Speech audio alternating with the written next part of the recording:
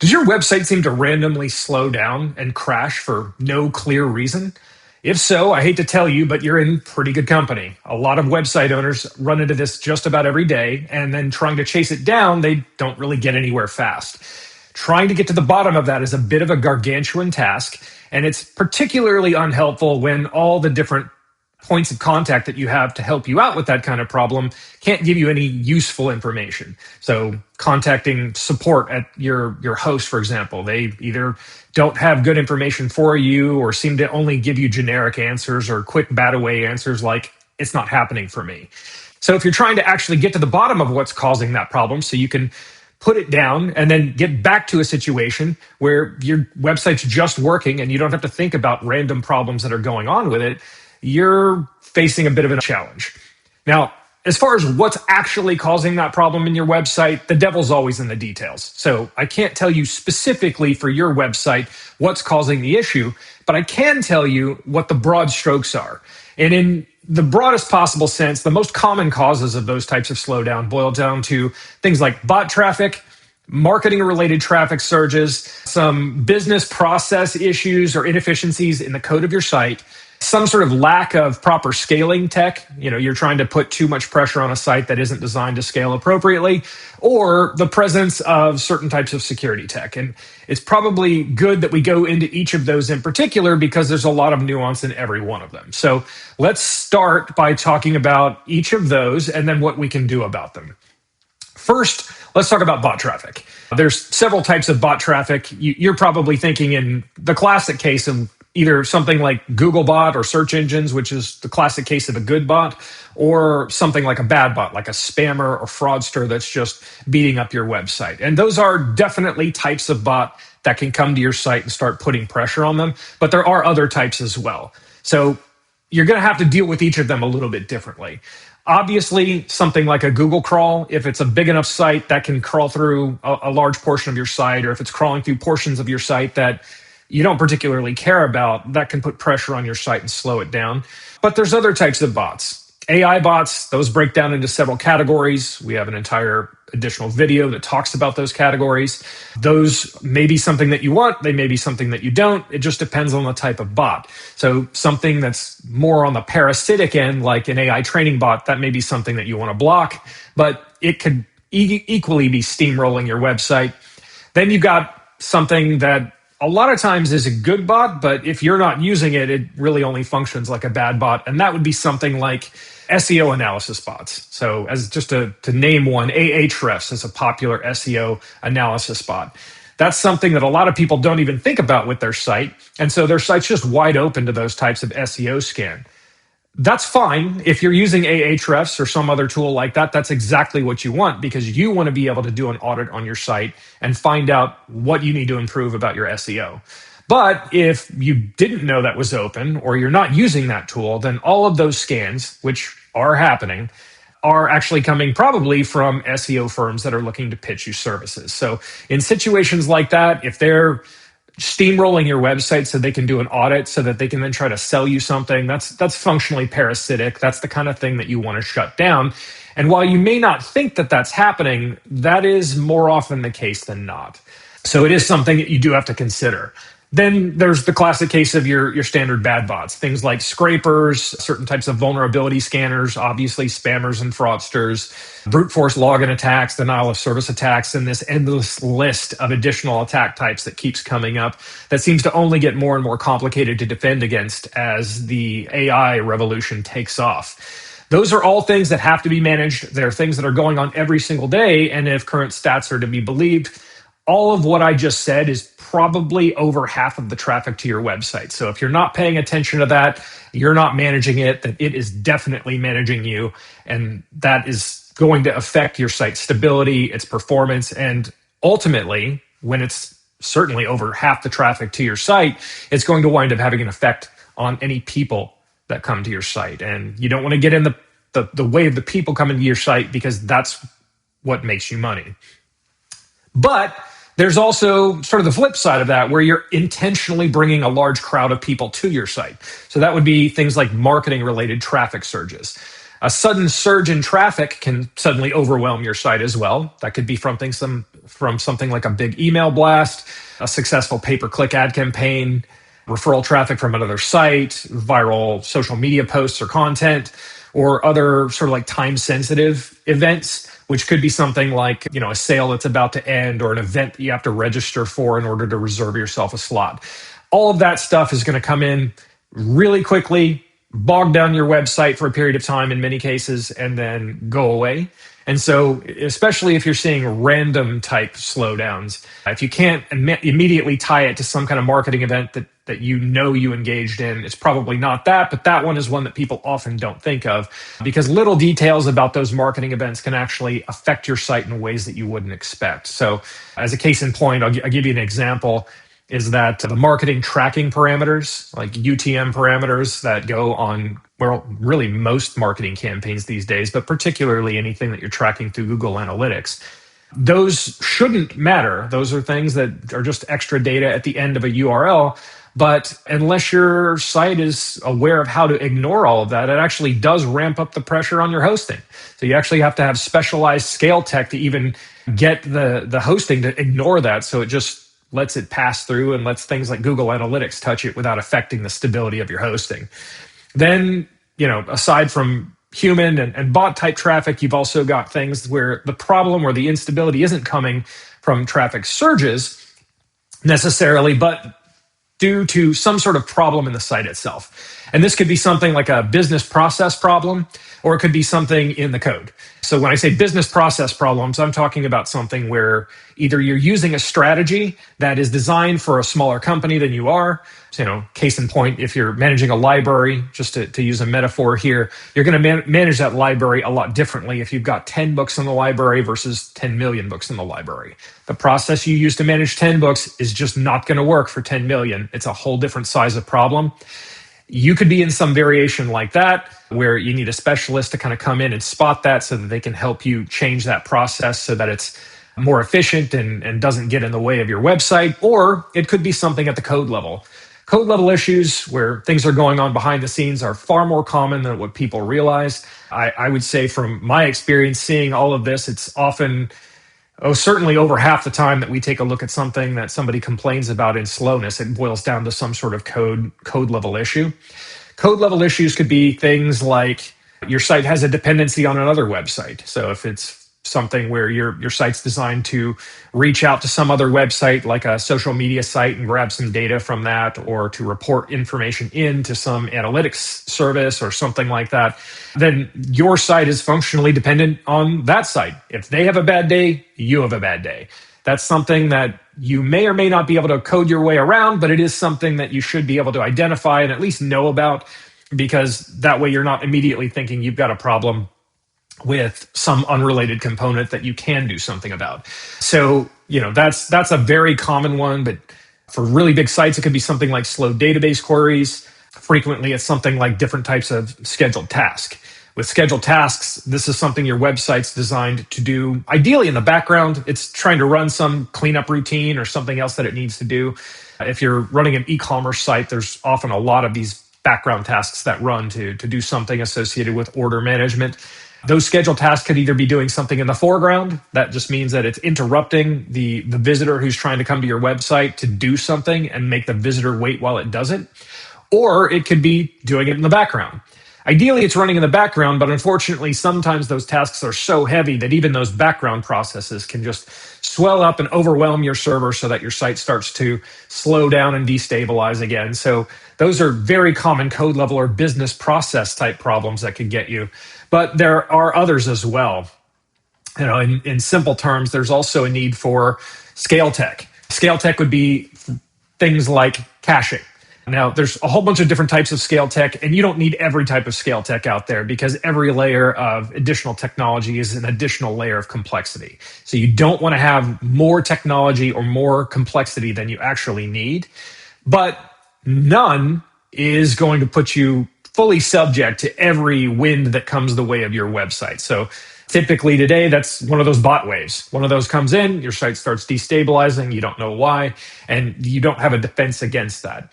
To get a defense against that, you're going to need something like caching, and you're going to need to make sure that that's set up appropriately, which if it's something like a WordPress site, you could a lot of times use a caching plugin. If you go and work on the appropriate host, a lot of the hosts have proper caching configurations, so you don't have to think about that, and they can kind of manage it.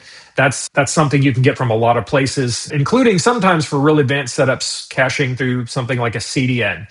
CDN caching is certainly one of the more complicated types, so I don't really recommend going there first.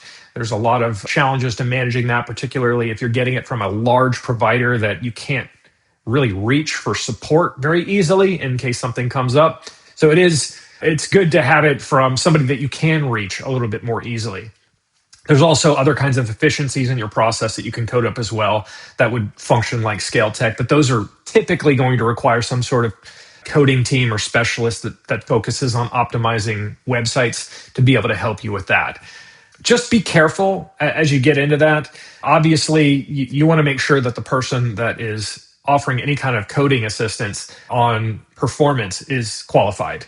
Scale-related performance optimizations, those are quite difficult. They're something that generally only higher-end providers will do because the demand is so high. So you want to try to qualify them as best as possible before you start working with them. And then if you add scale tech, which you definitely should do if you don't have it, something like caching, just be aware that a lot of third-party providers, if you've got plugins on your website, you reach out to their support and you've got some sort of problem, they do have a gut reaction tendency of just blaming caching for everything.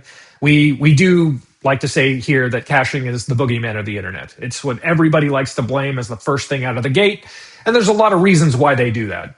It's not to say that caching can't be a problem. Sometimes it can, but it's something that is easy to blame right out of the gate with very little evidence because you also usually can't debunk that. If you're dealing with somebody who's very technical, they can kind of call BS on the support team that's blaming caching, but just be aware if you add that in, you may start getting some quick denials of service for support whenever you reach out to somebody. It's not a big deal as long as you've got somebody who can debunk it. So ideally, you want to get caching from the best place possible. If you can get it from your host, that's probably going to be your best option. Aside from a lack of scale tech, which is designed to just help absorb any of these traffic waves that come in, there's also at least one other cause that will cause random slowdowns in the site, and that's the presence of security tech. Now, we're a security company, amongst other things. We absolutely love security tech, but there are different types of security tech, and depending on what kind of security tech you have, it could actually be backfiring on your website in some different ways. So when it comes down to security tech, let me just break it down into two simple categories. You've got passive security, and then you've got active security.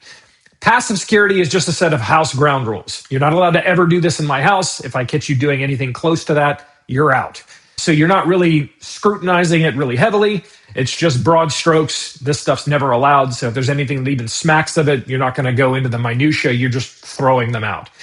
That's great technology, but it's very light, scales very well, but it doesn't catch everything. So it's something that while you'll find probably more passive security solutions for your website than active ones, it's something that kind of lowers the bar a little bit for security to trade that off for your site's stability. You've got the flip side of that. That's active. Active is what has become a little bit more popular in recent years, and unfortunately, it is probably best understood in the frame from basically considering it strip, search, and destroy technology. That's the best way to put it, really. The active technology is just going through and functionally doing a strip search on every visitor that comes to your website to see if they've got any contraband, if they're doing anything that looks like it is inappropriate, and they're going down as deep as they can to try to find some reason to throw that visitor out. That does tend to catch a lot more from a security standpoint, but it does also have the cost that it sounds like it has. So basically what you're doing, if you're going to do that strip, search, and destroy type setup, is that you're just creating a proverbial TSA line with tons of people backed up trying to get into your site, waiting to go through this long process just to get searched so they can get in. That's not the best UX experience for most visitors that are going to come to your site. So you've got a trade-off there. You're going to find that most security solutions are going to try to go with one or the other, either passive or active. That's fine, but as I said, there are trade-offs. Passive tech is going to catch less but scale better. active tech is going to scale much more poorly and will cause the kind of random slowdowns and crashes that we're talking about. But when it works, it's going to catch more as well. So the ideal scenario is not really that you get an either or, but that you get a little bit of both. You want to be using passive tech to block the vast majority of things so that you're not having to, affect your site's stability as you go, but you want active tech that can go through and do a deeper dive anytime something looks suspicious. Those are probably the more sophisticated security solutions. There aren't that many companies that do them. Here at WordKeeper, we absolutely build that kind of thing. It's all baked into the entire architecture of what we do, but it's not something that you can easily find off the shelf because especially in something like plugin security, you don't really have an option. It's one or the other. You're either going to get passive or you're going to get active. And then I guess it should go without saying too, there is also a category of random slowdown that you can't actually blame on the host, where the hosting just sucks. That's something that is a thing. It's not something that I usually recommend jumping straight to the conclusion of because a lot of these other explanations are far more common and they can influence the quality of your hosting as well. So if you've got really poor hosting and you have bot waves, then you've got sort of the double dipper where the actual problem is both. But if you could get somebody like a host that would take on both of those problems, then you could just make that problem go away and get back to just building your business, which is ultimately all that you really need to care about or should care about as long as your site's doing what it ought to. So if you are working with a host that you think is below standard or maybe contributing to this problem, you should consider looking for a better host. How do you gauge that? Well, it really depends on the vibe they're giving off, I guess you could say. If they're putting out the sense that they're offering all you can eats or pushing the lowest possible prices that they can throw at you, those are both signals that they're not prioritizing what matters to you. They're prioritizing just getting you in the door. Probably means you're going to get on an upsell train on the back end of that, where they just upsell you on every phone call where something's wrong that shouldn't be. So there's a whole series of additional things that come with getting the wrong host that you'll want to avoid. Generally, what you want to do is find somebody that's talking about owning the problems that you care about. Ideally, if they're talking about owning these bot management problems, having scale tech for marketing campaigns, having security tech, having the ability to help suss out issues with like code level issues when those pop up, that kind of thing, that's going to be the more sophisticated kind of host. They're probably going to be charging more. And so you need to factor in that those costs are all going to get absorbed into the host if you're working with a host like that. So, obviously that's how you might fix hosting, but how do you fix all the rest of this? Well, you've got caching, for scale tech. If you don't have scale tech, you need to add caching to your site. If you don't have caching, then you are just going to get, your site's just going to get blown over every time a wind comes in. Caching is baked in at every layer of the internet. So even though it's got a little bit of a boogeyman feel to it, if you've used it or talked with support departments before, you need to understand that you wouldn't use the internet if it didn't have caching baked in at every layer. Your browser has it. If you've got a CDN that you're going through, they have it. Your host probably has small versions of it. If you're using a WordPress site, WordPress offers multiple different layers of caching, and you can even code your own. Your phone has it. Pieces of information that your phone or computer have to look up to even figure out where your website's hosted. That has it literally at every layer across the entire chain. There is some kind of caching, and it is a prerequisite to a usable internet. And the same is going to be true for your website, is that it's a prerequisite for a usable site. You just have to use it correctly. So that would be something that you could consider adding through plugins. If you've got something like Cloudflare, you can also use caching at the CDN level. But again, that's a lot more complicated setup. So don't do that unless you know exactly what you're doing, because otherwise, when you do inevitably need support for it, you're going to have to figure it out on your own. For bot management, there's a couple of different options here. There's the good bots or at least compliant bots. That's stuff that you can manage through robots.txt. So what you'd want to do is go through, for example, and tell strict AI training bots, you're not allowed to crawl my site. Assuming that they're adhering to robots.txt, which they increasingly are, then they'll just skip your site and move on to the next one. They won't come through and do a parasitic crawl that affects the stability of your site. They'll just move on. The same is definitely going to be true for like SEO audit bots. So like Ahrefs that I mentioned earlier, you want to make sure that those are also told to go away through robots.txt, because they will respect that and they won't steamroll your website if you tell them to go away. If you've got search engine crawls from search engines you don't care about, you should tell those search engine bots to go away as well.